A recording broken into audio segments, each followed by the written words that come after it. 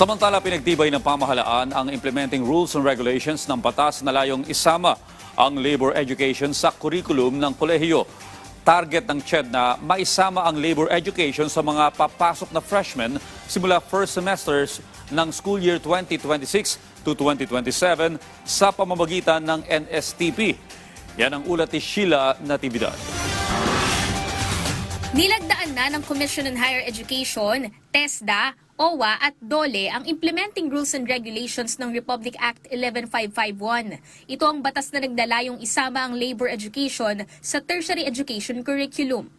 Layunin nitong mas maihanda ang mga mag-aaral sa mundo ng lakas paggawa, hindi lang sa kakayahan, kundi pati sa pag-unawa sa kanilang mga karapatan at responsibilidad bilang mga manggagawa sa kasalukuyan at hinaharap. Ayon kay TESDA Secretary Jose Francisco Benitez, matagal nang kailangan ng mga Pilipino ang IRR na ito. The idea that the world of work has been changing does not excuse us from capacitating our learners to ensure that they understand both their rights and their responsibilities, for the social contract of employment.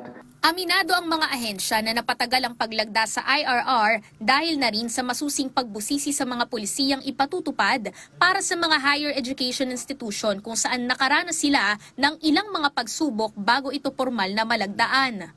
So let's move forward. Pwede nating plantsahin yan. So lahat-lahat ng susunod na activities natin, we promise that it will not take us even a month to naplansahin lahat. Target ng CHED na maisama ang labor education sa mga papasok na freshmen simula first semester ng school year 2026 to 2027 sa pamamagitan ng NSTP. Target is the first semester 2026-2027.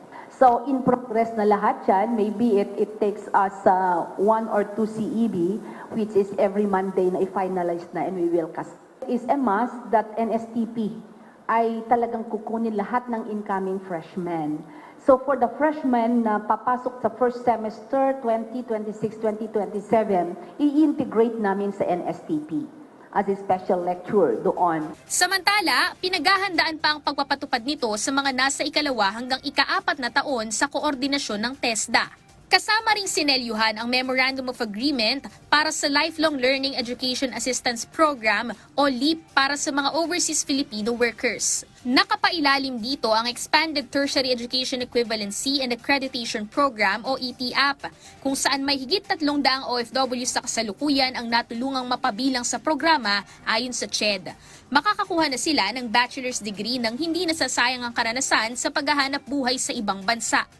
Kasama na rito ang mga kababayan nating nasa gitnang silangan at pursigidong matuto at mag-aral.